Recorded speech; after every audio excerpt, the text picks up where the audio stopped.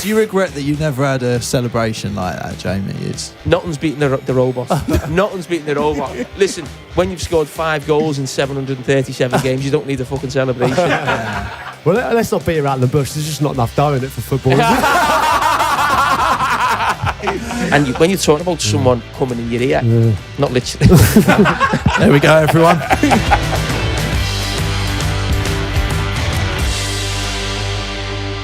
Hello and welcome to That Peter Crouch podcast with me, Peter Crouch. I'm joined with Chris Stark and Statman Dave as usual, but with a special guest, Mr. Jamie Carragher.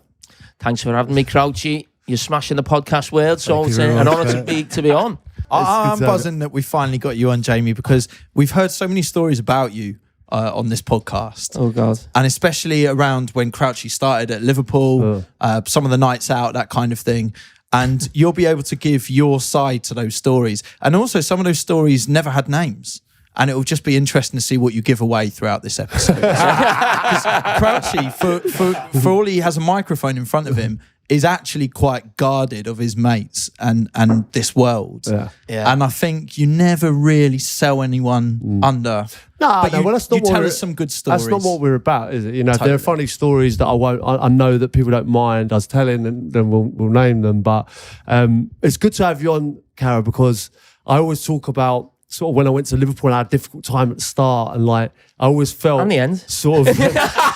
And then there's a nice little period in the middle. But, you know, and I felt that, you know, obviously you and people close to the club helped me through that, and, you know, it ended up being a good time for me, you know. So it's always been good, I'd say. Yeah, we're going to get into a lot of stuff today. This is Statman Dave. Dave, You on Twitter? You Statman Dave? I am, He's Statman Dave. Did you start following me the other day? I did, yeah. Oh. Sneaky. Oh, you must have known I was coming. I was thinking, who the fuck is this Statman Dave? You're not a proper Statman, are you? Oh, are you? I am, yeah. Oh, who'd you work for? Myself. Oh, So I've got my own- okay. that's a great answer to company, anything. yeah. Who do you work for? He's had a few. He's been at United. He's underselling himself here. He's bit an BBC. analyst. That's what I'm saying. So you work for like, Yeah, so I okay. work for other companies and so forth, but stats is the key thing, as you mentioned, Chris. Yeah, Dave, why don't you, just to bring Jamie into the pod, like, why don't you give him some stats you might not have heard of about himself? So I think the first ones that we've obviously heard of, 105 appearances in the Premier League, 264 wins, obviously records for Liverpool. How many appearances? 508 in the Premier League. Okay. Spot on. I thought you said 105. 105 appearances in the Premier League. 105 appearances in the Premier League. 508. But like the niche ones such as only Kevin Davies versus Arsenal has more yellow cards versus a single opponent in the Premier League than you did against Manchester United. Good. With 11 yellow cards. I respect that. That is good. Other random stats, you've got more assists than Ruud van Nistelrooy in the Premier League. Wow. That's a big- sorry, That that's is incredible. Can I screenshot all these? Yeah, of course. Well, these are big ones. Obviously, you can tell Gary about them as well. I might follow you back now. But the obviously the one that, you know, us statisticians will go a little bit heavy on is the own goals. Only Richard Dunn scored more in the Premier League. So as sort of payback today, I've got an own goal that I scored on YouTube. Crouchy, if you could join in and do a little bit of analysis. I'm actually wearing red socks and I come into shot in a minute in the central defensive position. You know, just break it down. Touch the ball, it's back to a #academy player. Building out from the back. Number nice one, and why are you slow. wearing red socks? So here we go. It's in the middle. And That's my finish. We get a bit of another angle on it here. What have I done wrong? The worst own goal. You haven't done a lot right, have It's. I think in a sense, it's. You know, I've looked to just clear the ball, full pressure on it, but I've slowed down, and that's. It's a pretty decent It's goal. a good would you one. say? It's a good one. If you're going to do it properly. Like me. I don't want an FA Cup final. You know, you've got to do it. Do it on the biggest stage. I mean, what's incredible about that, Dave, is you've put cameras in the corners of the nets as well. Anyone who sees this on a social video, you've filmed this We have filmed it. properly. It was like a YouTuber football league, and it was pretty embarrassing at times for myself. I'm not the greatest footballer, so we played against #United. You know, the kind of the team that's coming up through the leagues. They had an academy, and there was a fella called Daniel Adjei. He embarrassed me so many times, and it's all on the internet. Well, there we go. Are you into YouTube football? I had Jamie? a little bit of story of my own YouTube, actually. I was on holiday in Ibiza.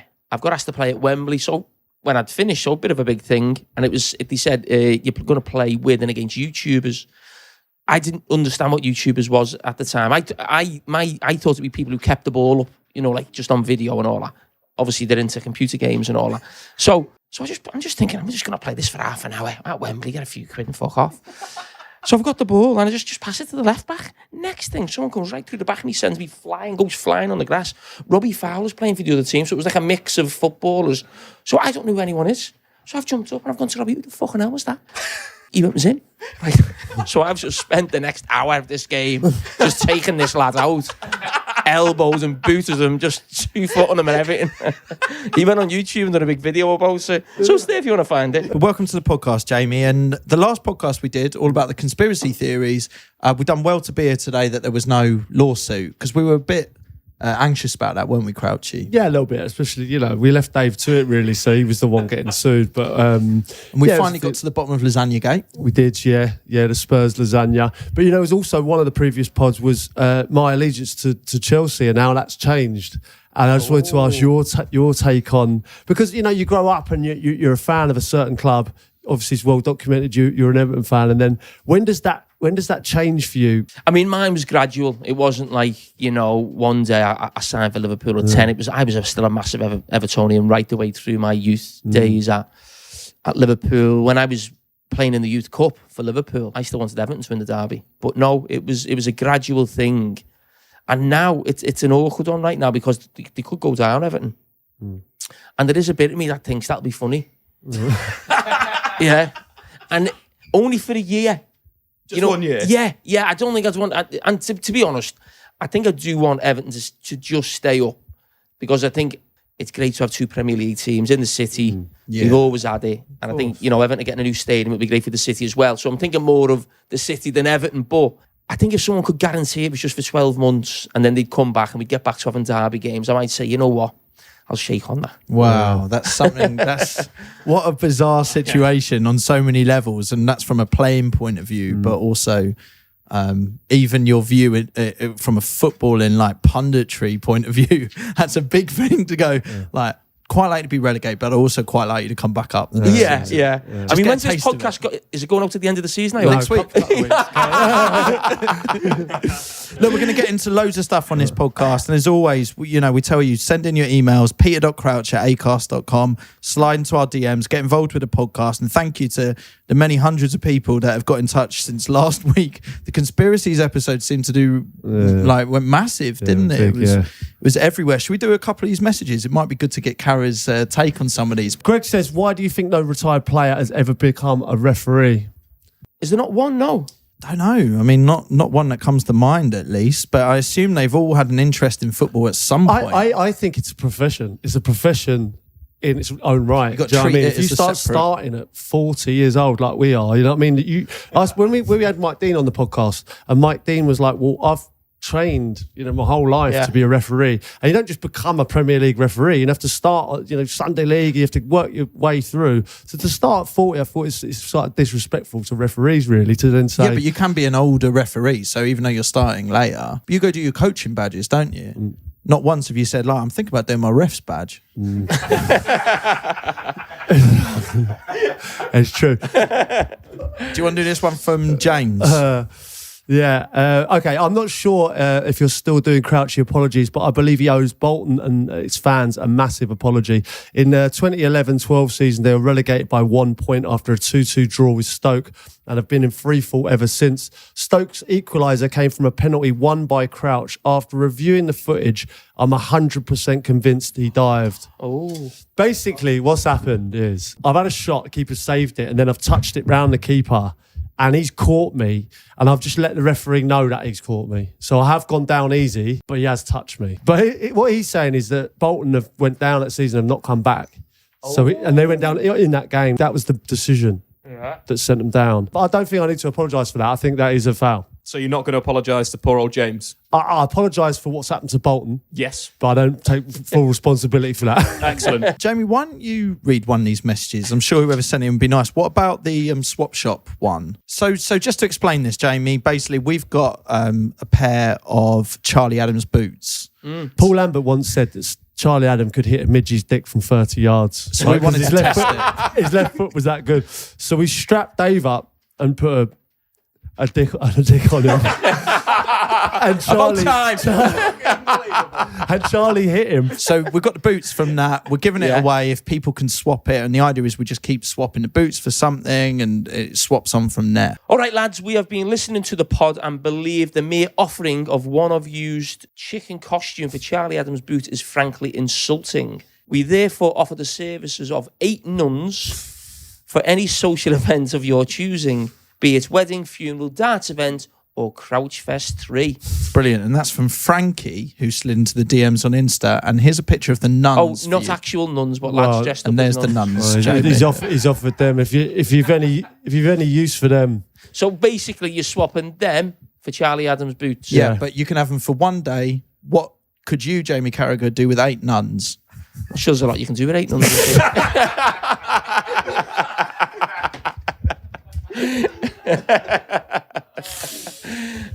Oh, right. Should we crack on with the pod? Let's crack on with the pod. Carol, like being a one club man, has there ever been a time where have you ever been close to leaving Liverpool? Has there ever been No. clubs coming in for you? No, I was never involved in like a transfer thing that went on. You know, when I maybe yourself, you probably more than anyone, you're speaking to another manager and there's a club involved and you're dealing with the chairman and your agents and money and signing on fees. All these stories, never involved in any of them. And the good thing to come from it, it means I never have to do transfer deadline day with Sky. I just say, what am I going to offer you? I've got nothing to say on this matter. Get me out of this. I don't think anyone put a bid in for me that I was ever aware of or anything came close to move. And I was never good enough to move above Liverpool. There's not many teams that are better than Liverpool. Players leave Liverpool to go to Real Madrid or Barcelona. Basically, that's about it. And a few other, maybe a couple of other clubs, but I was never good enough to do that. So if I was leaving Liverpool, it was always going to be a case of me dropping down towards the end of my career or whether I couldn't get in the team. So when it got to the stage of the end of my career, last couple of years where I was a little bit in and out, I was never going to leave then just to go and play for, I don't know, Blackburn or someone, a mid-table team in the Premier League at that time. So I was always determined to be a one-club man because I knew that was the best I could do. Was there a tipping point where you were like, I've got an opportunity here to be a one club man? I used to just think I've got to play 50 games every season. That was just the first thing in my head. First game of the season, I didn't ever think about I wouldn't be playing. I'd just be like, I am playing and I'm playing 50 games. And I think I did that 9 times in 10 years. And the one year I didn't do it, I broke my leg and I played 25. So it was always my thing to play. Like Liverpool got 38 league games, Champions League, few cups, because Rafa used to always play me in the cup games. A few players would drop out, but I always played. So yeah, it was always a thing for me to play 50 games. 50 games. Have footballers lost that mentality, do you think? The want to do that? An expectation that you should do that? I think a little bit, because I think the game is just continually growing as a squad game because you just see how many subs it involved. It just grows and grows. And I think what are we up to now? 7. I think we're up to 7 and there's 5 subs coming on.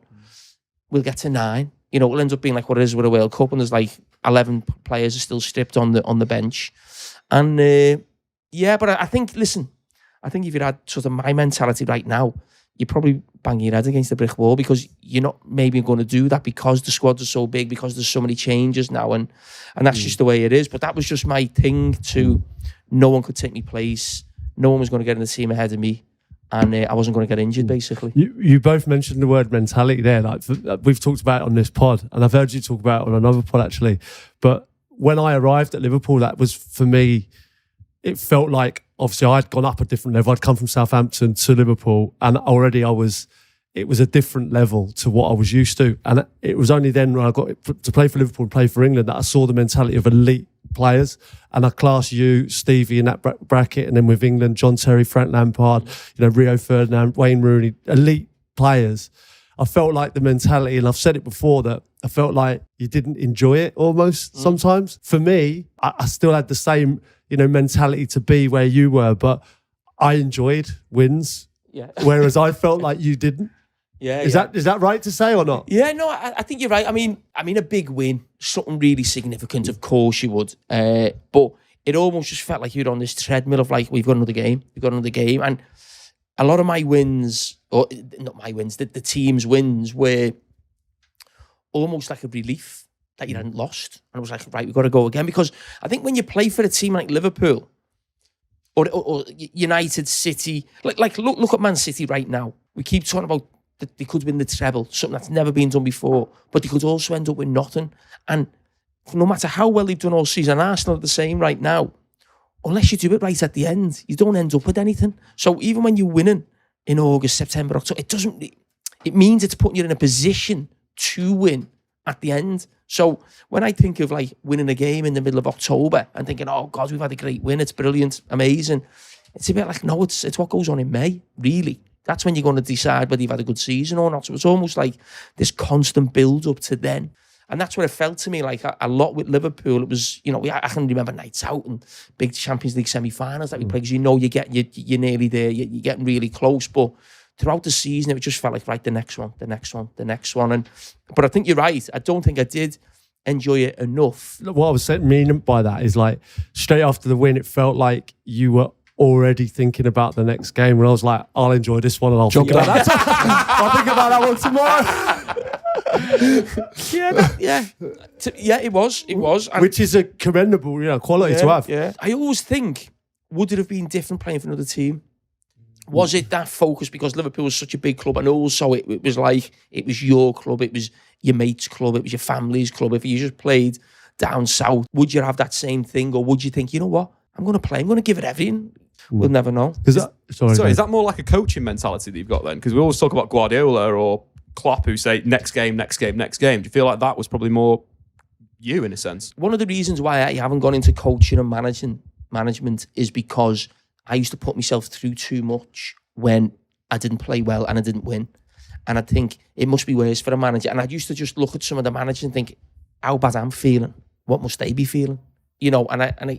The closer I got to the end, the more I was thinking, this is not happening for me in terms of coaching or managing. I'm not doing it because I'm putting myself through too much, mentally, and trying to get over defeats and things when they, going well or not going so well. So, yeah, I think that probably played a part in me not wanting to get involved in management. So when Crouchy joined, I want to ask both of you guys a question. What did you think of Carragher before you joined? And the other way around, what did you think of Crouchy before you joined? So I joined straight after Istanbul, right? So I've watched Cara, Stevie, that team lift the Champions League in possibly the best final we've ever seen. So, like, my opinion of Cara couldn't be higher.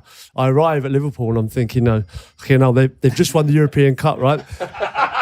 They should have fucking started anyone. They've started fucking me. That was me personal. Fucking I thought as well. But I go over that very quickly. We think we're signing Samuel Eto'o. Fucking hell, Crouchy walks in. But I knew that, right? And I genuinely knew that. I generally thought, they could sign, you thought they could sign anyone in the world, right? And obviously, it's a different thing, right? I arrived, you looked after me, and even when I didn't score for that long, I can only thank you and Stevie and people around you as well for sticking by me in that tough time that I had.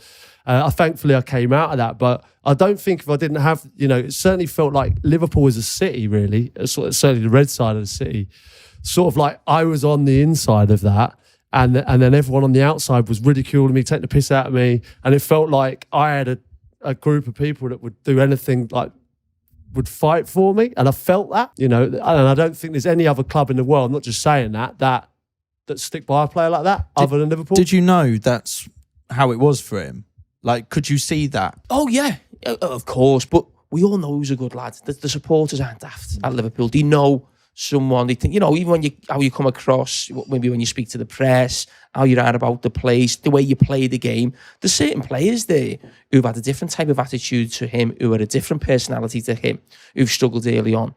And people almost have washed their hands of them a little bit, because it's like, no, you're not buying into this. Is not about just you scoring goals. It's about, like, you're part of a team. Okay, he's a good lad. We all want to help him get through it, or whatever it may be. And Liverpool is a city, whether that's football-wise, politically, it's a case of us against the world at times. And then if you want to start giving our man stick, well, we're going to fight like fuck for him. And that's basically what happened. And also, almost a flip side of that, in a different way, is probably Michael Owen.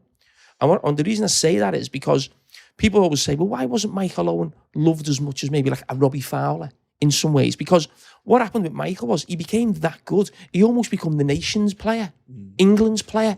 And Liverpool was, no, he's our player. He's not your player, he's ours. And and then did this thing of like he becomes everyone's player. So like, so the relationship was probably never as strong as with maybe a Robbie Fowler, who was just seen as like a great Liverpool goal scorer, and a little bit like him in that everyone outside of Liverpool's giving him stick. Well, he's one of ours. You know, we're going to stick by him. And maybe there's something a bit old school about that I really, really like. And it was my first introduction to football. And since then, what Crouchy's told me about, say, even in England setups, the way teams would be sat differently, and you'd be with your teams, and there was a strong team identity. And like, as a Watford fan right now, it feels like that's the one thing that's really missing from our team. Amongst there's no some Watford other players things. there. It's like it's not. I mean, yes, Jeremy, there's no Watford players there, but also just this feeling of players there that will grab hold of new or younger players and just sort of filter out the bad attitude, set a standard. And then maintain that, and that still gets carried through into England as well. You know what? My feelings on this, my feelings are that the Premier League, England's become better because of that, but the Premier League suffered because of that, because the rivalries aren't as big. Like, you know, I don't know how you felt, Jamie, but like, you know, there was like a Liverpool bit, a Man United at Chelsea, and it was hard to integrate that in an England setup, whereas now it feels like everyone's mates. Like, did you feel that with England? Like, did that harm us? Yeah, I think it did. And I think the difference is that it felt like at the time, if you think of Man United, Chelsea, Liverpool, when you think of like the biggest characters of those teams and like the players who you're automatically thought of those teams. So you just said before, you just think Chelsea at that time, you just think of John Terry and Frank, don't you? There's other great players, but you think of them. You think of Rio and Rooney. And when you thought of Liverpool at the time, you thought of me and Stevie. So it was almost like we were like, not necessarily the best players, but almost like the leaders of that club, and you wore it as a badge the of honor. ambassadors. Yeah.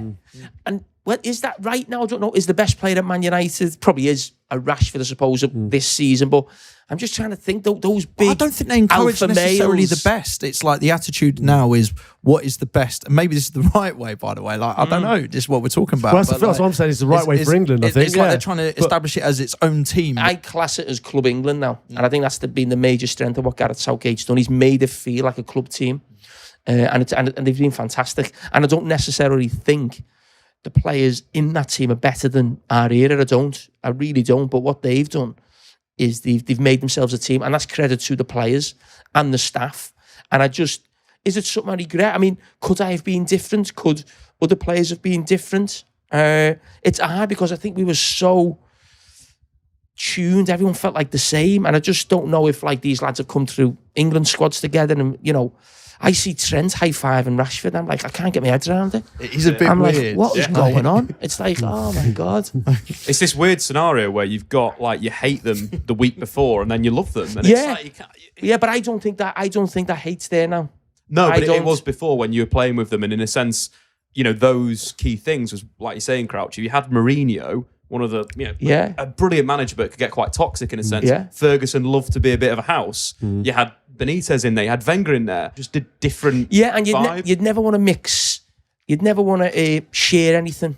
You felt like you were giving a secret away. You'd never want to say, oh, what's your new manager? Or what you used to in training? Or why did you used to do that against us the other week? It was like this thing of like, you don't tell anyone anything. You know what I Hence mean? the different like breakfast setup, I imagine. Yeah. But I think that the Premier League was better when it was felt like the players hated each other. Yeah. But I think, you know what I mean? Yeah. I honestly think that. Like the England team. Yeah, I want to see Vieira. You can see Sky Sports now, can't you, next season selling the Premier League? These hate each other. Rashford and Trent can't stand each other. It's the way it's going, mate. Drive to Survive, the football documentaries, it's about the drama, right? And it's about that sort of like rivalries, like proper, like they try and play up in a bit more of a Hollywood way. You talk so lovely about how you sort of embraced Crouchy. I want you boys right now to discuss this story I heard about what happened when Crouchy joined Liverpool and he quite fancied the hotel receptionist. And you were the one, apparently, Jamie, that gathered all the players together and got Crouchy, right, to explain that you really fancied this receptionist. Yeah, it's in the Hope Street Hotel. You know, Xabi Alonso's missus works in the And I came in and I was saying, there's this girl on reception, she's quite nice.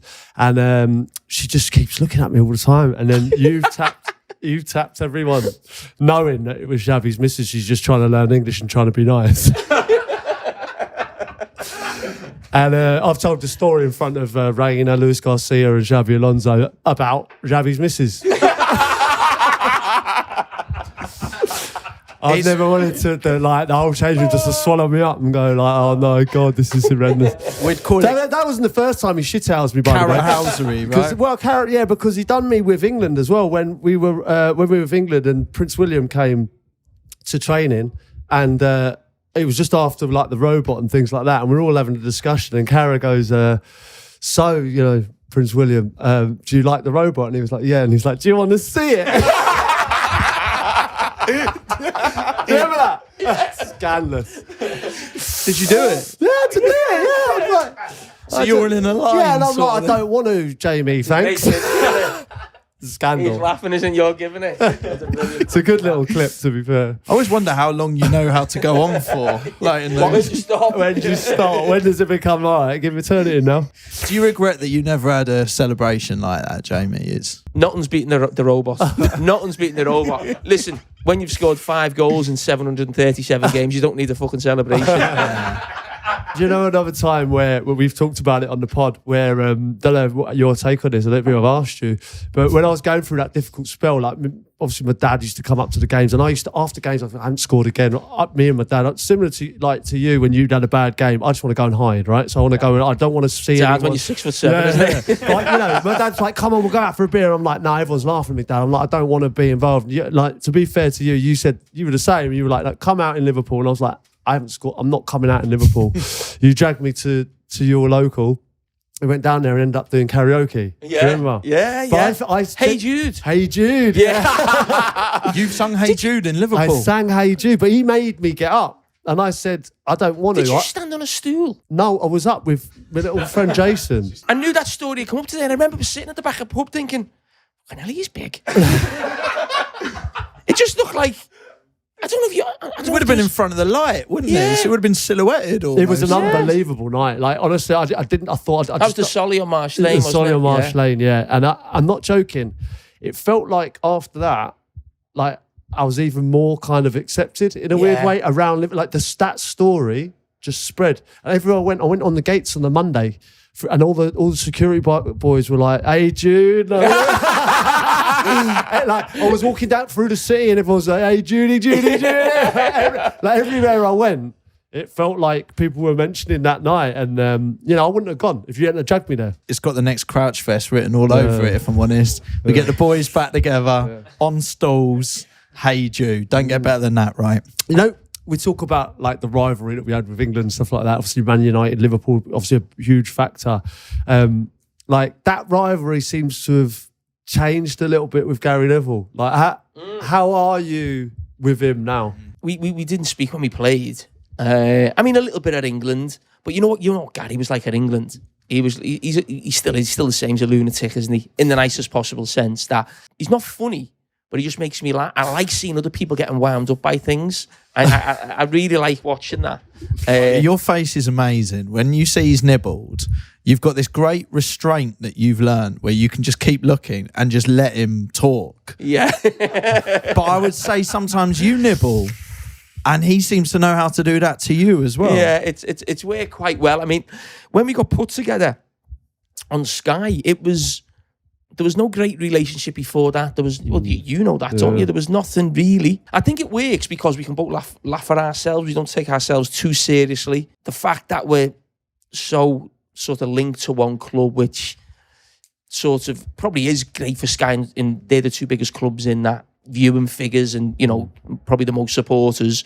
But it divides, well, I think it more than divides a lot of people because everyone says, oh, you're biased for your club and he hates us. And, that tribalism is massive in football, isn't it? But especially with Liverpool and Man United. But I love that tribalism. I love it. That's what it's about. Like, that's what I'm saying. I think like the Premier League is such an amazing. It's the best players in the world, but I do think a little bit of that rivalry you know, when I think of the Arsenal United games, you know, like you think of the Chelsea Liverpool rivalry at times, you know, over the years, and now obviously City and Liverpool recently, like, of course it's great rivalry, but it doesn't feel like there's going to be 5 sendings off in that game, which I quite liked about it, you know. Is it tricky? Like, we've got to talk about some of the punditry stuff as well. There's so many questions I want to ask from... You've learned, and like I think Crouchy's found this as well. It's like you've been footballers, and then suddenly you're having to become presenters, and you're learning along the way. And we get to see these amazing moments, like when you turn away from Kelly and just wander off down the down the way, or my favourite meme of the news coming through to Brendan Rodgers, and just a little tap on the knee, and you see these things, and they go massive. But it must be so different, this journey you're on, and like how it is with different pundits, and some of you are so competitive between each other as well. And it's almost a sport in itself now, this art of punditry. Well, you know what I find now? Like, obviously, you're very good at the touch screen. You've done it for so long now. But when all of a sudden, you know, I'm thrust into this kind of world, and I feel like I know football, but someone's talking to you in your ear, and you go, right, just do the touch screen. You're like, what? Number one, if someone speaks to me in your ear, I've never done this before in my life, and I can do an iPad, but what's this? You know, like all of a sudden, it's like you're expected to know. Did you have training before you did it? Or? I had training on the machine, but the machine was like almost like a smaller version of the one that you see that we use on Sky. So that was put in the house at home. Gary had something similar. You had one put in your house? It was like an arcade game, if you like, small screen. Wow. So that was there. So I'd just be messing around with that. But it's like you know when people describe taking a penalty in training or taking it in a game, it felt a bit like that. Once you go on TV, it's like you're in your house messing about with it. But once you're on telly and something goes wrong with it, you have that like panic. And when you're talking about someone coming in your ear, not literally. There we go, everyone. Talking. Yeah. So this machine stopped on my first show, Monday Night Football. And I've almost, it feels to me like it's a minute, but it's been like 2 seconds where it's like, and I've froze and I don't know what to do. And Scott Melvins, the producer, just said, press play because that overrides everything. So I'm like that. And he said, press play events. Okay.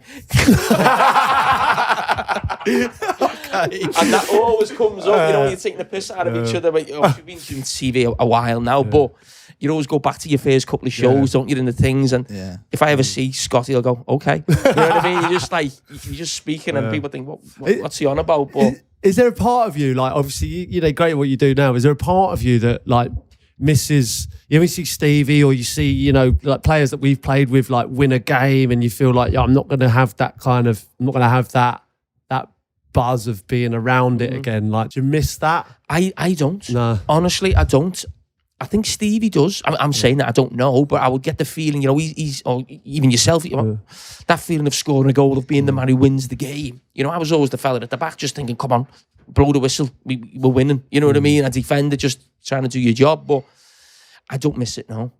I loved it, but I don't look back. I don't like think, I wish I was with the lads again in training. And I love the freedom I've got now in terms of doing what I want to do. I'm the same as you. Like, I actually really enjoy what I'm doing now, and I know we're in a fortunate position to be able to, you know, it's not always like that for players who don't play. And I think if I didn't have a job or do things that I'm enjoying now, then I would miss it. But I feel like that was great, and I feel so blessed to have done the things that I've done. And now this is the new chapter in my life that I'm enjoying as well. So I agree.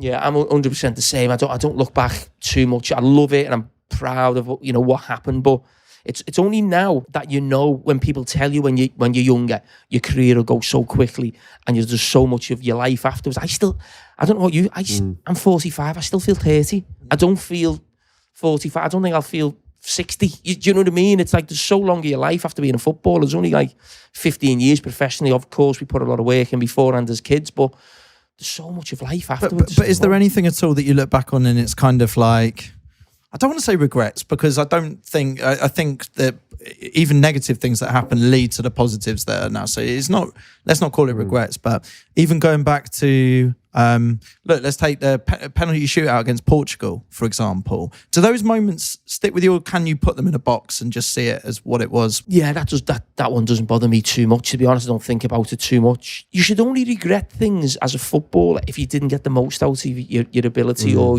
what you've done, or you think, I had more talent than what I did. And I think if I was one of those players, I would regret it.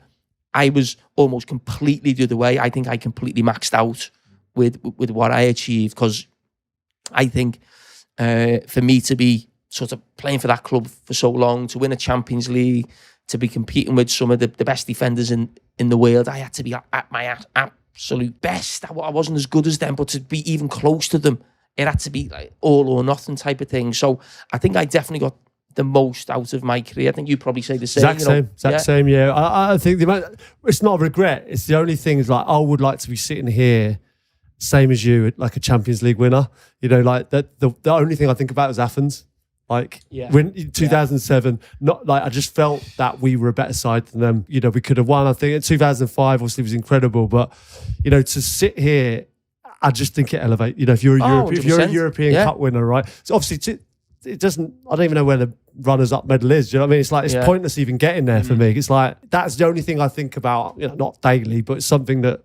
Not a regret, but I was just disappointed that we didn't do that in Athens. I was so much more nervous for that game than the 2 years before, because the 2 years before, it was almost like I couldn't believe I was there. I was like, how are we here? When, you know, just enjoy it. Whereas 2007, we were a better team than 2005, and we were one of the top teams in Europe, I think, in 2007. You're expected to get to the final, didn't you, or the semi-final. And I remember before the game thinking, how many players have won the European Cup twice? Not that many players. It is, you know, it's an iconic thing to win. And I remember feeling completely different going into that game than the first game. We had a top team from 2005 to 2009. We were probably in the best 4 or 5 teams in Europe. And one of those teams always won it. It was either us, Chelsea, Man United, or probably Barcelona or Milan. They were sort of like the 5 teams, right? You know, at that moment. So sometimes you don't get a trophy for that. So we haven't won the league. Crouchy hasn't won the Champions League, but for 3 or 4 years, he's playing for one of the best teams in Europe. That's just that's not even up for debate. That's a fact. So going back to that final, you said you're more confident going into it. What did you do pre-game? What was the morning like of that final, Istanbul 2005? Istanbul. We were just on a normal thing of going for a walk, I would imagine. It's a long day. Do you know that sleep, this nap that Crouchy's taught us about? The afternoon one. He can't get his head around that. Absolutely fucking blows my mind. He can't believe that we go to bed. If you were to tell me right now, like, right, you're playing in the Champions League, but you need to go to sleep now, and it's this idea of the manager coming around, like, tucking you in. Or... I did, yeah, I used to sleep. I don't understand. I mean, I tried to sleep. I wouldn't always sleep, but psychologically, going to sleep for an hour, what it used to do, it wasn't the hour's sleep, it was psychologically thinking, I've had a sleep. I can't feel any better. Do you know what I mean? Oh, so you were trying to get to sleep because you knew it was good for the psychologically, game. Psychologically, it's good for you. It was hard to get to sleep generally. Yeah, you know what I mean? Yeah. Sometimes if I hadn't slept, it would play on my mind before the game. I think I haven't slept here. Like it's going to affect me. Just little things like routine is so important. But you surprised me because I would thought like my perception of you was more a bit of a disciplinarian, but you also sound like you've sort of done so many jokes on Crouchy and the other guys that you don't even remember half of them. No. So the idea that you would quite sensibly go to sleep for a game seems a bit unusual. Got any stats for us, Dave? Yeah, so I was looking at Champions League final statistics. Most clearances in a single game, Jamie Carragher with 15 in 2005. That final was a big one. Half-time changed things. What did Rafa do? He took Steve Finnan off. And brought Didier Man on. That was the big change that he made, and the change of system. And that is something I get asked all the time. Half-time at Istanbul. Always people have just got their vision of what happened. And I think in some ways, they want you to tell a story that just wasn't true. They want to hear that people were fighting. Steven Gerrard did this big team talk. There was murder. There was, you know, all this stuff was going on. But it wasn't like that. It was very quiet. Because everyone was obviously devastated through, you know, the scoreline and basically think the game was over. Biggest game of your life. You've embarrassed yourselves. You know, we've been awful, really. And Steve Finnan came off. There was a bit of a commotion at half-time. And Steve Finnan didn't want to come off. He had a slight knock, basically. And fair play to Benitez, because he'd already made a substitution in the first half. So he'd take Harry Kewell had come off. Schmeichel's gone on. So he's only got 2 more subs to play with, basically. You're getting beat 3-0. And he's probably thinking, I need to stop this being 5 or 6. I don't think this, you know, it's not a sub that you'd bring on if you were thinking, right, we need a goal. But we did need to get some sort of footing in the game, get back into the game and stop AC Milan, really. I think Rafa Benitez, what he did at half-time, the changes he made were fantastic. But I do think he made a big mistake in picking that team. And that's not being clever after the event or being clever at half time, because we'd never played that team before. We'd almost like, we'd got to the final by playing Steven Gerrard as almost like a number 10 and Didier Man and Alonso playing together. And Biscan played a few games, but we always had 2 holding midfield players. Steven Gerrard is not a holding midfield player. He's someone who'll just go and take off. And a lot of the time, there was so much space for Kaka in the middle of the pitch, but it was a strange team to pick. And I think even the supporters felt that even before the game, and the team comes through. We didn't know the team until an hour before the game. You've said this previously with someone. Yeah. I mean, he very rarely, when I was playing for Liverpool, did he name? You didn't even know the squad. Sometimes the squad would go up on a Friday, and like Alonso wouldn't be in the squad, and you'd be like, "What's going?" Like, he just do like things like that where you need some more training. And we're like, "Yeah, but surely the game is why you train." It's like he's one of our best players, and he wouldn't be in the squad, and you'd be like, just do little things like that would always surprise you, keep you on your toes, I suppose. But is that because one of you tried to kill him in a go-kart? And he became suspicious of you all ever since? Kite, I almost killed in a go-kart. But No, I just tried to nick his wife.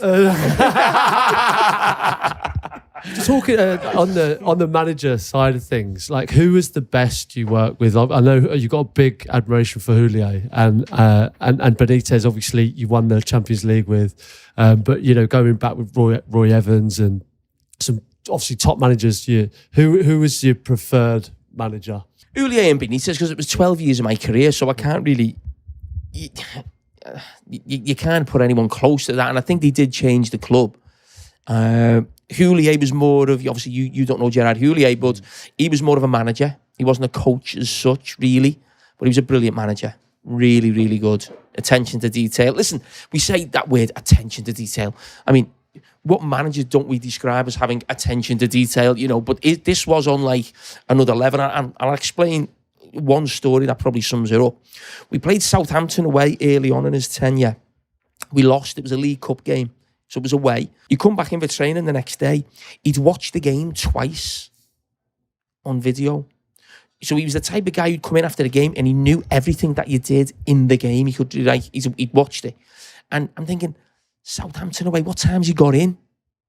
He must have had no sleep. He can't have had any sleep because he's then there at training and he'd watched the game twice.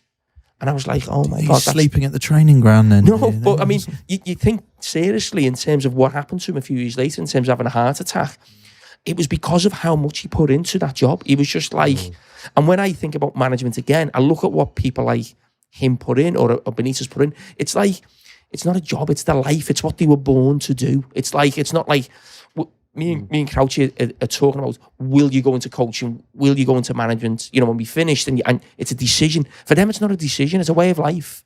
It's what they do. It's what they're born for. So, and I looked at that and I thought, I'm not going to be able to compete with that. I had this mad perception of Benitez. I've had managers, Harry, who's got other interests, or Sven, other managers who are a bit more relaxed. With Benitez, it was just constant. I'm like, I couldn't imagine him having a conversation about anything else. But with Rafa, it wasn't just football, it was probably negative about your football, wasn't it? Yeah, it was never positive. But I also think that you got the best out of Steven Gerrard. Steven Gerrard won the PFA Player of the Year. The year he scored 20 goals from right midfield he was playing. Yeah. And I felt like he rose to the fact that he would always criticise. And I think he was like, I'm going to fucking show him. I felt like that was him, Stevie going. You think it played to him? Whereas some players would be like, oh, I can't, what's the point? Yeah. But I don't think Rafa could be any different. I don't think it was a deliberate ploy. For just Stevie, you mean? Like, just just for everyone. Yeah. I just don't think that's his character, that's his trait. But I always found with yourself, and I know daft, you probably didn't love that whole sort of training every day. How maybe the manager spoke to you. And I think it's probably the same with Craig Bellamy, Jermaine Pennant, Robbie Keane was the same when he came in. I always think about like sort of British players playing for Rafa who've come from clubs, you've just mentioned Harry Redknapp, or different clubs who probably have a different way of doing things that they probably found it hard to take to him. How he, training was like a game. You'd have offside in training. So the strikers would be like, for fuck's sake, I just want to have a shot and I just want to score a goal. Oh, he'd call it. Yeah, or like, we wouldn't just have like, a 5-a-side, that didn't mean nothing. And every game I'd be thinking, right, can I keep a clean sheet in training? Can we catch them offside? Can we push up? Can we? Do you know what I mean? But I could understand. Never heard of that stat, Dave. Clean sheet and training. That's Yeah. You've got to get involved with that. Yeah. So many pens and paper out. But New market. I have to say exactly what Karen's saying there. Like for me, like training was say 1 hour and 20 minutes, right, to the minute, right. And as soon as the whistle would go, you'd be in, and I would say, right, I'm just going to go over there and do some finishing, and he'd be like, no, I mean, no, I want to like. He just wouldn't. It just wouldn't let you do it, and I was like, "This is not how I've worked before. Like, I'll just do a little bit extra." And he was like, "No, we've done everything you need to get out of training has been set out, and you can't do anything extra." I found that that's hard why I imagine Milner's like still, or like Henderson. Do you see those guys carrying on that standard with the club, or do you think it's something that? Well, no, I think Jurgen Klopp's, got the standards have been set, but I think players like that definitely help. Like I think the senior players like Milner, for instance, is a manager's dream, and just keep the standards. Jordan Henderson the same. Were you a manager's dream, Jamie? Is that a good way to put it? Like, because some of the stories I've heard, I hope I was. Parched. Well, this is what I want to discuss. Like, I don't know if Jamie's familiar with the term "parched" on this podcast. Maybe you should. That means when you want a bevy, doesn't it? No, no. No, we at Stoke, we had Charlie Adam during pre-season. We'd all be getting a drink, and he'd be chatting to the manager. Oh yeah, that Right? one. He's sort of getting in with the manager while we're all having a drink, and someone shouted, "He must be fucking parched. He hasn't had a drink for 3 weeks." Oh, okay. So parched now is there's a player at every club who just has good relationships with the manager. He's asking you, "Are you parched?" at But Liverpool? maybe Oh, I should no, be more direct. no. Jamie Carragher, are you the Liverpool parched? No. I wasn't that. But a flip side to that story is Rafa used to always do that to Stevie in training, especially away in Europe. You'd train at the stadium, and all the press would come in for the first 15 minutes. So you'd be doing the warm up. So Rafa obviously is not taking the warm up. He's just in the middle of something, whatever he's doing out. And he goes, "Stevie, can I just have a little word?" So he'd have his arm around Stevie, and that'd be in the picture. That'd be the picture in every paper the next day. Yeah. You know what I mean? Rafa and Stevie. Thinking, But you've really noticed that. oh yeah, we all knew. Stevie laughing, going, "Oh, just to get me, picture in the paper with Rafa." You know what I mean? He's got a great relationship with his captain. All that one.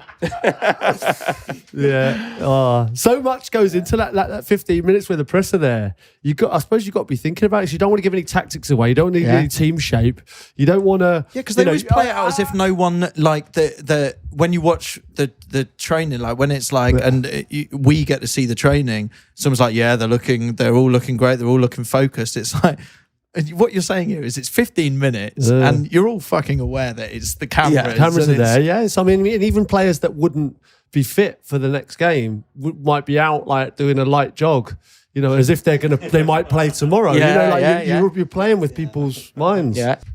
Jamie, there's been so many stories on this podcast. We should say thank you so much for coming on and welcome to our world of That Peter Crouch podcast. I've got one question. The years that you spent at Melwood, and I think about the players that have come in and out through the doors, like top players, characters. Who is the best you've trained with? A Monday to Friday player. Monday to Friday. Some of the talent. Well, this player, who I'm going to say now is speaking to man, isn't one of the greatest players ever played. Is one of the greatest players ever played for Liverpool. But when I played with him, he wasn't classed as that. He used to get a little bit of stick off the crowd. It's John Barnes, actually. So when I first made my debut, John Barnes was playing central midfield, and there was always a lot of criticism, like there is a little bit now of Liverpool's midfield. That was the case then when I was coming through as a youngster. But obviously, I'm talking about John Barnes, the left winger. I've trained at England. I've trained with Steven Gerrard. I've trained with Luis Suarez, Torres, all these great players. Alonso. No one comes near to John Barnes in training. You'd go through a whole session. You go through it felt like 6 months. He just didn't give the ball away. He never did anything wrong. And the best way to describe him for people who can't remember sort of the late 80s, John Barnes, early 90s, he was Thierry Henry of his time. That's the best way to describe it.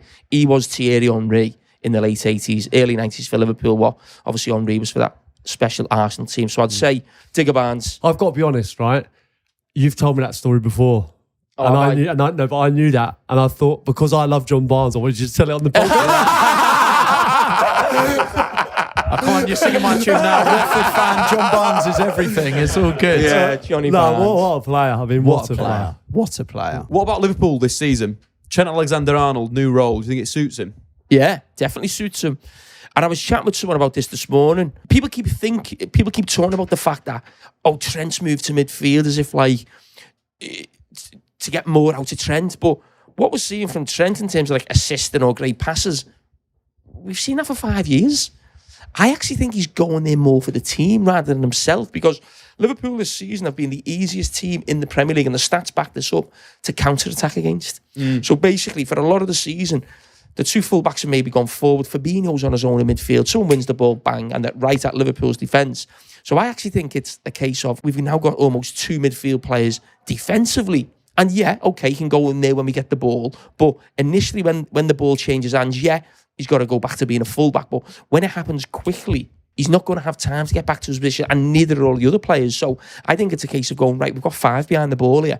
We've got this back 3 behind us, Fabinho and Trent there. So I think it's as much defensively for Liverpool as it is in terms of getting Trent on the ball. And I asked Jurgen Klopp that on Monday Night Football, and that's what he said. He said it's a bit of both. In the Premier League right now, I want to ask both of you this. Who's the player that you both think is most like you that is playing now? That's a great question. Who's the Jamie Carragher in the Premier League, or the closest thing to right now? And who's the Peter Crouch, would you say? You can't say Haaland. I know what you like. So close. I almost got it in. There's been no one like me before or since. Connor Cody. Yeah, okay, I can see that. Scouser. I can got a see bit that. to say for himself. He'll like that, I'm sure. What about an Ollie Watkins, Grouchy? No, fucking joking. He Right runs now it in behind form. all day. I said it the other night. I did the Villa game the other day, and I was thinking, Mitrovic. we spoke to No? Mitrovic isn't bad, yeah. Target man. Yeah, there's no one like me. I don't think. Speaking of One of a Mitrovic, kind. Mitrovic is something we still haven't yet done this series, and we Yeah. do need to do it. We do. We promised that Yeah. Dave, you'd receive red arse Yeah. from Mitrovic. Yeah. Can't remember why we said that. Because he Serbia, wasn't it? tipped Serbia for the Yeah, World yeah. Cup, like That was it. outside That's my bet. dark horse, and it's been treated as I said they were going to be champions. So, look, I made a bad call. I had to take the punishment. So, we still need to arrange that, Yes, don't we? we're going to arrange Mitrovic red arse. on Yeah, you, it's Dave. not going to be a great day. One other question, Cara, right? So I've never met anyone who watched as much football or ever used to come with a different autobiography. I see you reading Cruyff. Wasn't fucking you know, yours. Barcelona. There's 3 of them out there if you Are you still as intense as you are now, even though you do the job that you do? Do you still watch all different leagues? You know what? I don't watch different leagues as much. I mean, I do the Champions League stuff, so I watch it there. But in terms of when I was a player, I watch more then. I mean, just a simple thing like Sky haven't got Spanish football. You know what I mean? I just feel it's a lot more difficult now to get the foreign football on as much as we possibly can. Get the Italian on BT, you know? Yeah, I'm not allowed to have it, am I? Hey. But no, listen, I've always been consumed by football. I always will. I think a problem in terms, you're talking about books there, but I think with social media now, you feel like you're reading sort of, it's always little bits here and there rather than going, right, I'm going to read this book. And even like, I still get sent every football magazine. I know all the guys, so 442, World Soccer, when Saturday comes, that they used to come out every month. And I feel for those people now trying to put a magazine together of the month that's just going, like the world's just 100 miles an hour. I agree. And I think even this podcast is guilty of it. It's like there's a lot of people who've listened to this podcast for a long time. And I think it's good we can sit down and have a beer and go through all these things. If you're listening right now, this is what it's all about. But even to promote this podcast, you have to put out 30 seconds or something of one bit of you laughing, probably, Jamie, probably saying about Gerard's hairy arse will be there. Actually, we've had a good chat today, and I think that's at least where hopefully podcasts and some of the stuff you're doing as well, I think with Sky Sports, is it helps where there's discussions, because that's really what we've tried to do on this podcast the whole way through is take people inside sort of like what we do, and sort of like as if they're a player. We have a beer, we have a laugh, but hopefully there's a little bit inside like that you don't know, or you might not have thought might happen when you play football, and I think that's why it's always been successful. No, he's absolutely done brilliant. You usually tired me in the podcast world. I couldn't keep up with yours. No, so those I'm done. Should we finish on a quote from yourself, Jamie? Oh, here he is. Oh, bloody hell. Shakespeare over here. Shakespeare. Shakespeare Dave. You can shape statistics to make them look however you want to, So I ran the numbers. Peter Crouch versus Jamie Carragher, direct opponents. That's you playing centre forward, Crouchy, and you playing centre half. 7 games. Who do you think won more games? Well, the obvious question would be the way you're smiling. I think it could be me, but obviously what it should be Cara. In 7 games, Jamie Carragher 2 wins out of 7. Peter Crouch 4 wins, 1 draw. Wow. What games were they? So it was when Crouch was at Tottenham, is when you played against each other quite a bit. So it was like in a weird period where Spurs had a bit of a Don't justify a bit it, of a run. Dave. You can't judge their records. So, as in the total team There wins. for everyone to see, innit? So this might is like have the, made this is the 5 Harry, goal Harry line Redknapp. clearances. Is it the Harry Redknapp Tottenham? You had the It little, was, yeah. It was the Harry Redknapp Yeah, Tottenham. yeah. can stick your Champions League up your arse. So I'll leave on one last statistic. I bored everyone today, but 383. That was the amount of times that you played with Steven Gerrard in the Premier League, which is a record between 2 players. Wow. Oh, yeah. First time I've heard that one. There you go. Statman Dave, yeah. That's good, that. I'm quite proud of That's that. a good one, considering what you'd think maybe sort of gigs You and think skulls. Giggs and Scholes Yeah. and the Neville, well, Gary Neville, or the players who played with Man United, yeah. It's a good stat, Was he the best player you played with? by far. It's not even close, is it? No, I don't It makes think- me laugh, and people think I don't like Frank Lampard or I don't like Paul Scholes. When this debate comes up, I'm going, they were amazing players, but it's not even a debate. It's not close. It's not, is it? No, I agree. It's like, It's the best. When we trained with England, he was by far the best player in training every day. I mean, I tell you what kills the debate. Alex Ferguson tried to sign him, and so did Jose Mourinho, and they had Scholes and Lampard. Yeah. You know what I mean? It's the end of it, isn't it? Good point. It's a very good point. It's difficult because you feel like you're putting them down as players. Like Yeah, they were Lampard and great Scholes. players. Incredible players. But Gerrard for me was the Did best. you ever get the stare off him? Yeah, I know, yeah. We've talked about that many times. haven't we? I said about when I signed for Liverpool, I was more busy impressing you and Stevie than I was Rafa. Yeah. And that's Didn't fucking work. Jamie, what was did it feel like a sort of double act or? Probably a little bit. Stevie, I mean, to be fair, I'm not shy. You know that in terms of, being on the pitch, but he's the one person I don't think I've ever had to go at on the pitch. If I'd lose my head on the pitch, wouldn't I, with different things, but if it's Stevie, it's Stevie, isn't it? What can you say? You know what I mean? You can't say not it's Stevie Gerrard. Never bollocks Stevie. Yeah, you can't, but what can you say to Stevie Gerrard? We've got to let that one go, haven't you? I'll track you, man, don't worry. I'll sort that.